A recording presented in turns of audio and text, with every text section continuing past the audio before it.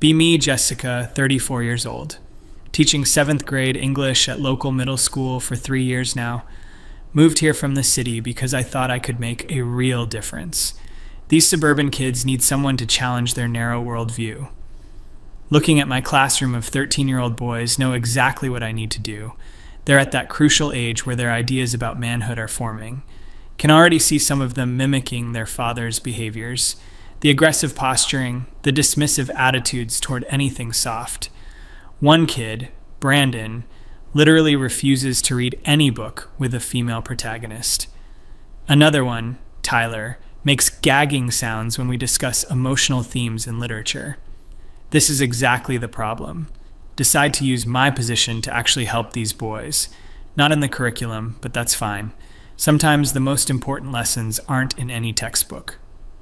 Start small during our unit on The Outsiders. Classic book about boys and emotions, perfect entry point.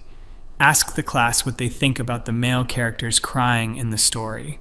Most of them squirm, look uncomfortable. Crying is for girls, Miss Jessica says Brandon.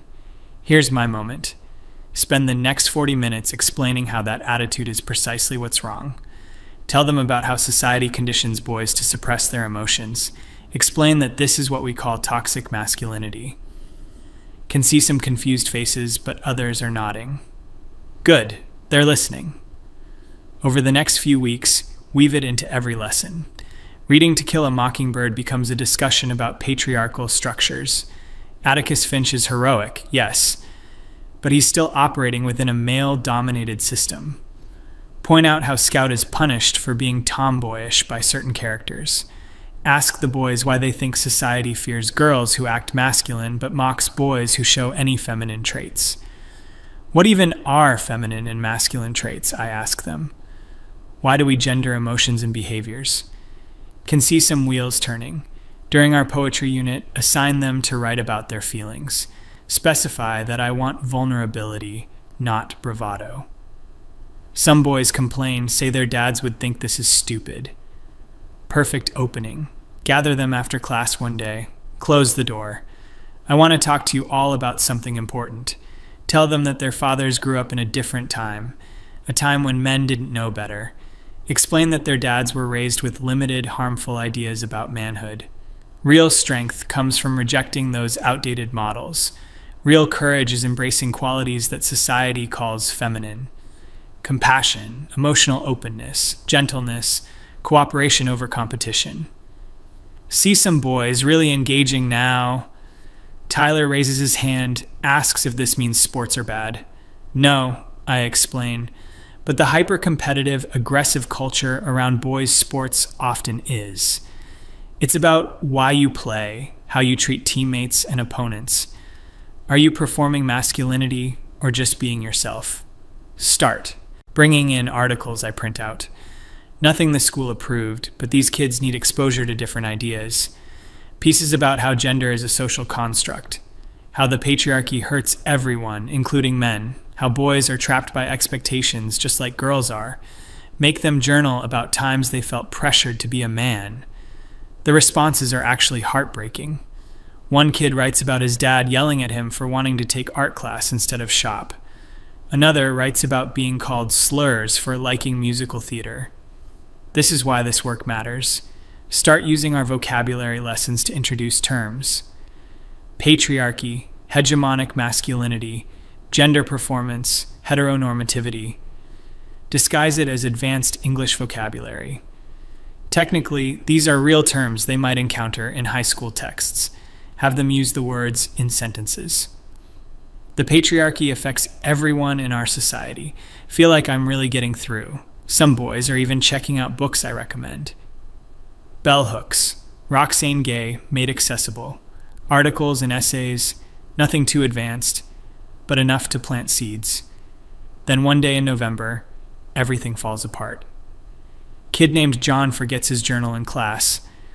I always tell them the journals are private, just between us.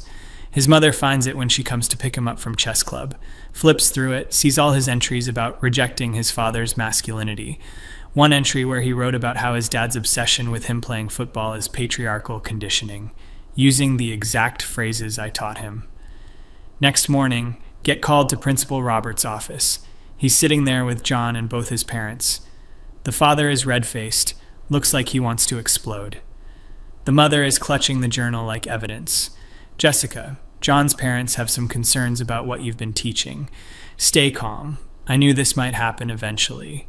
Explain that I've been trying to give the boys a more complete education. Emotional literacy, critical thinking about social structures. Social structures. The father cuts me off. You've been telling my son that I'm oppressing him, that everything I've taught him about being a man is toxic. Try to clarify that toxic masculinity doesn't mean all masculinity. It's about specific harmful behaviors and expectations. The mother shakes her head. You've been teaching him that gender isn't real, that he should reject everything his father models. Robert looks uncomfortable. Jessica, this isn't part of our English curriculum. Start explaining that good teaching means going beyond the textbook. These boys need tools to understand their world, need to question the systems they're inheriting. The father stands up. I don't pay taxes for you to indoctrinate my son with your political agenda. This is English class. You're supposed to teach grammar and books. Feel my face getting hot. Explain that literature is inherently political. We can't divorce texts from their social context. Examining power structures is part of literary analysis. Not in 7th grade, it isn't, says Robert. He looks tired. Jessica, I'm going to need you to stick to the approved curriculum going forward. Want to argue, but the meeting is clearly over. Think maybe it'll blow over. It does not blow over. Turns out John's mom is friends with Tyler's mom, and Brandon's mom, and half the other moms in the class. Within 3 days, my entire curriculum is being examined. Parents are demanding to see lesson plans, assignments, everything. Some of the boys' journals get shared around. The father phone tree activates. Suddenly, 15 sets of parents are furious. I get emails, dozens of them, accusations of brainwashing, indoctrination, pushing ideology. You're trying to turn our sons into something they're not. You're teaching them to hate themselves for being boys. You're undermining parental authority. Try to respond calmly to each one.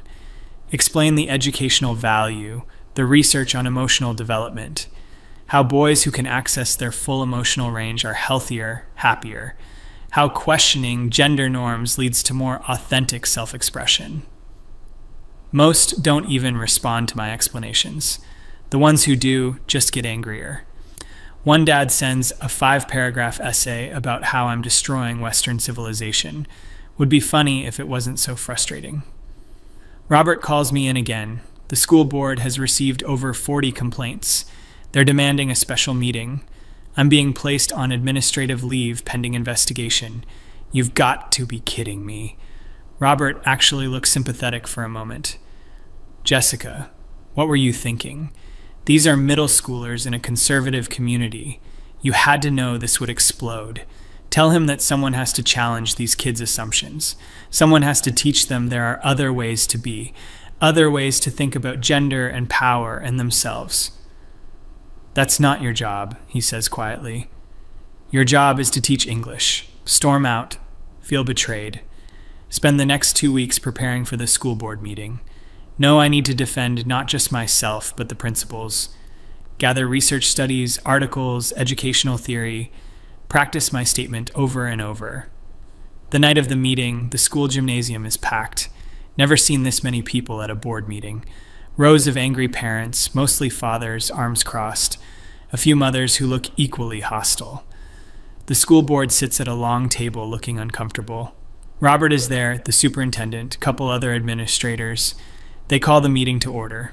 The board chair, a man named Douglas who owns a car dealership, explains the situation, then opens the floor to public comment. First dad who stands up is John's father. My son came home telling me that I'm part of something called the patriarchy, that the way I've raised him is toxic, that he should reject my values and embrace being feminine. This woman has been conducting psychological warfare on our children. Several parents applaud. Another mother stands. I sent my son to school to learn reading and writing, not to be experimented on with radical gender ideology. She's been secretly teaching material we never approved, material that contradicts our family values. More applause. Dad after dad stands up, all saying variations of the same thing. I've overstepped, indoctrinated, pushed an agenda. One father actually calls me a predator. She's targeting vulnerable young boys and trying to confuse them about who they are. That one makes my blood boil. Finally, it's my turn to speak. Stand up. Walk to the microphone they've set up. Hands shaking but voice steady. I understand that many of you are upset, but what I was teaching your sons wasn't radical or dangerous. It was basic emotional literacy and critical thinking. Explain the curriculum I developed, how I used literature to explore gender expectations, how I encouraged boys to examine the messages they receive about manhood. These boys are being raised in a culture that tells them emotions are weakness, that anything associated with femininity is inferior, that their worth is tied to dominance and suppression. Some parents are shaking their heads. Keep going. I was teaching them that these are social constructs, that gender roles are invented, not natural, that the patriarchy, yes, it exists, hurts everyone, including them. Voice getting stronger now. Your sons deserve to know they can be whole people, that they don't have to perform masculinity in rigid, limiting ways, that their father's generation had limited understanding, and that they can choose something better. The room erupts. Parents shouting, several standing. Douglas bangs his gavel. One of the board members, a woman named Patricia, raises her hand. Ms. Jessica, did you get approval for any of this curriculum? Pause. No, I developed it independently. You understand that teachers are required to follow approved materials, especially for controversial topics. I didn't consider it controversial. I considered it educational. Another board member jumps in. You were teaching 7th graders that their fathers are oppressive, that traditional male roles are toxic, without any parental notification or consent? Try to explain the nuance. Toxic masculinity is specific behaviors, not all men. Patriarchy is a system, not individual fathers. But the room isn't interested in nuance. Parent after parent demands my firing. One mother stands up with a petition, over 200 signatures from the community. Our children deserve teachers who respect parental authority, who don't push political agendas, who teach facts, not ideology. Want to scream that everything is political, that choosing to not discuss gender is itself a political choice, that maintaining the status quo is an ideology. But can see, I'm losing this fight. The board deliberates for 20 minutes in a side room. Come back looking grim. Douglas clears his throat. After careful consideration and review of the evidence, the board has determined that Ms. Jessica violated district policy by teaching unapproved curriculum of a sensitive nature, without proper authorization or parental notification. Effective immediately, her employment is terminated.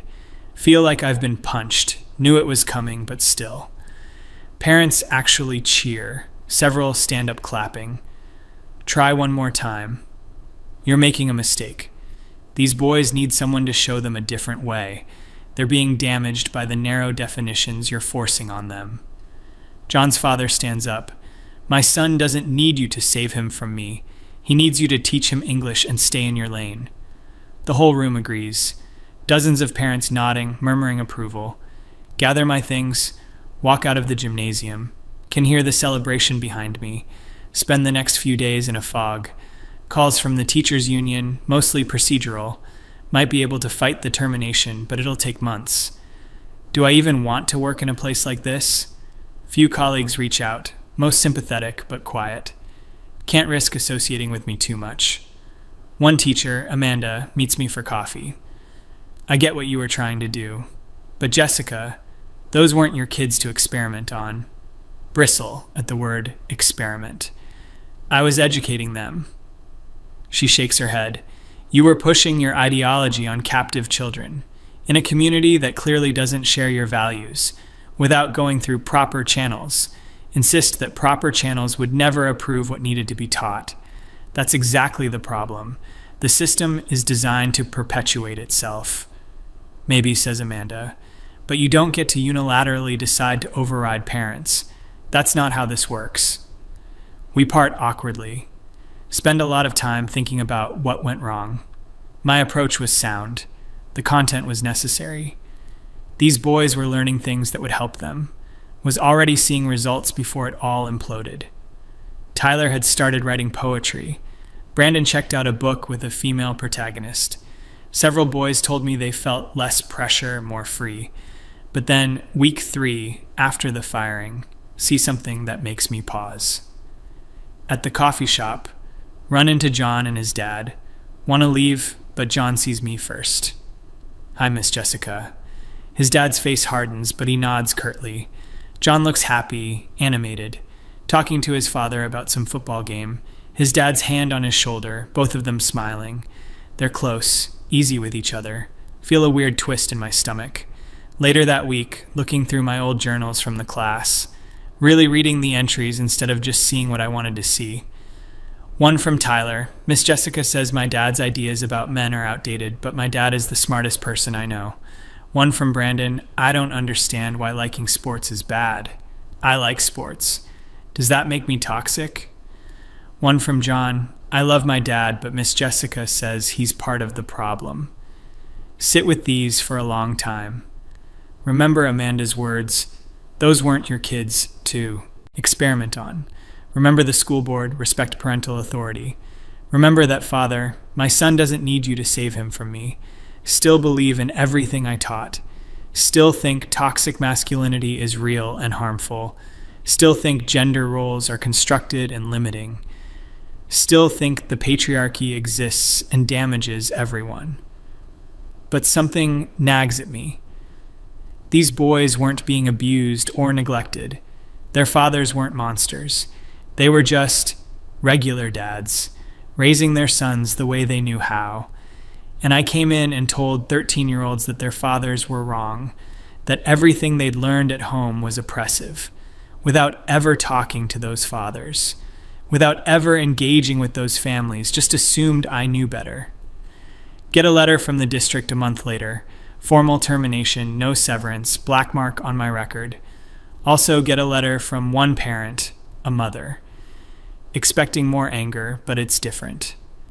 Dear Jessica, I don't agree with how you went about it, but I want you to know I saw what you were trying to do.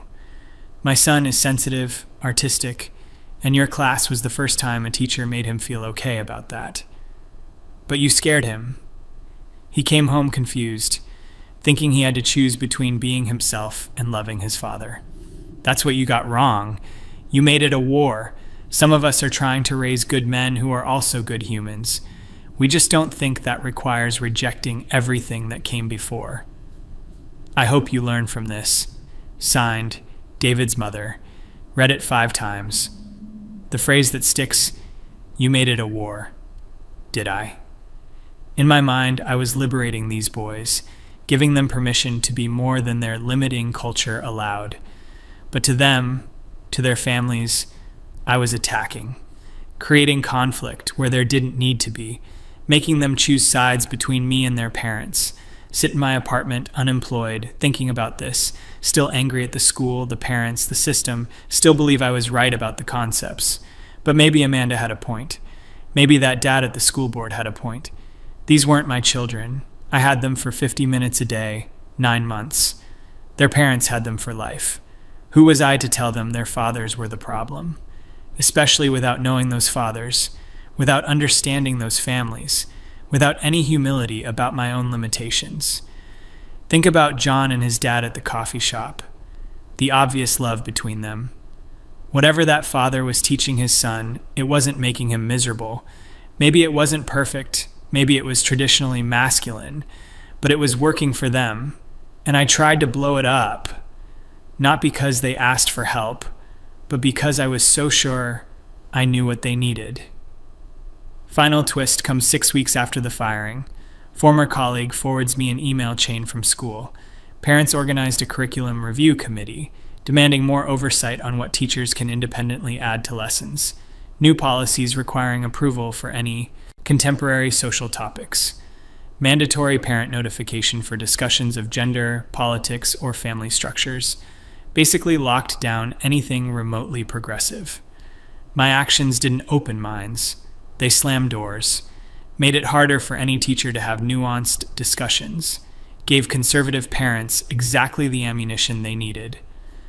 The boys I thought I was helping, now they're in an even more restricted environment, one where teachers are afraid to discuss anything meaningful, where questioning gender norms is explicitly forbidden, where emotional literacy is definitely off the table. I made it worse. Trying to force enlightenment created backlash. Trying to save boys from themselves created rigidity. Trying to do good without permission, without partnership, without humility, backfired completely. Sit with this knowledge. Still believe in the principles. Still think boys need more emotional freedom. Still think gender construction should be examined. But I also see now what I couldn't see then. You can't force people to evolve. You can't tell parents you know their children better than they do. You can't use your position of authority to override family values, even when you're sure those values are wrong, even when you're certain you're helping. That certainty is what got me here, unemployed, blacklisted, and having accomplished nothing, except proving to an entire community that progressive teachers can't be trusted. The man at the school board, John's father.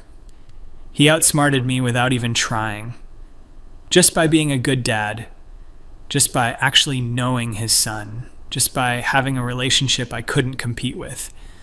I came in with my theories and vocabularies and research, thought that made me right. But he had 13 years of love, of showing up, of knowing John's favorite foods and fears and dreams. And when I forced John to choose, made him feel like loving his dad meant accepting oppression. Of course he chose his father. Of course they all did. I thought I was the enlightened one, the one who could see the system clearly, the one brave enough to teach uncomfortable truths. But I was just another adult using kids to fight my ideological battles.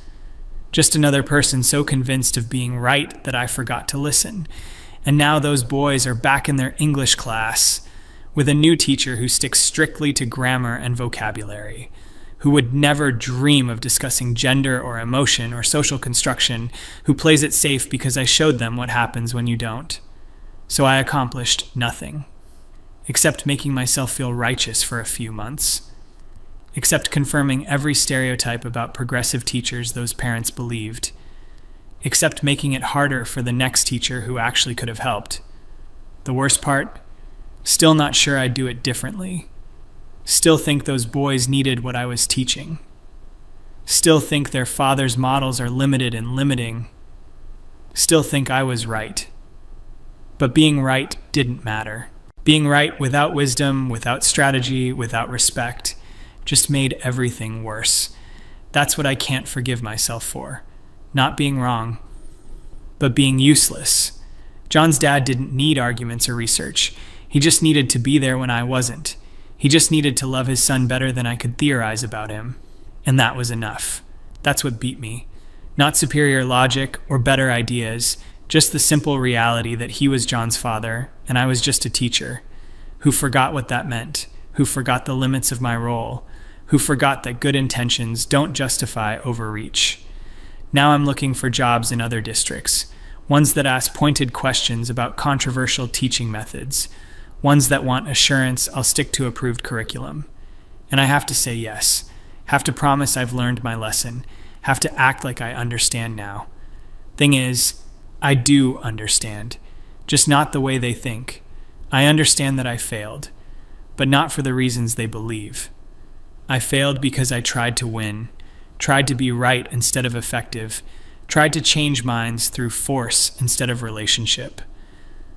Those boys didn't need me to save them. They needed me to teach them English, and maybe, carefully, with permission, with partnership, to help them think about who they want to be. But I couldn't do it carefully, couldn't wait for permission, couldn't build partnership, was too sure, too fast, too convinced.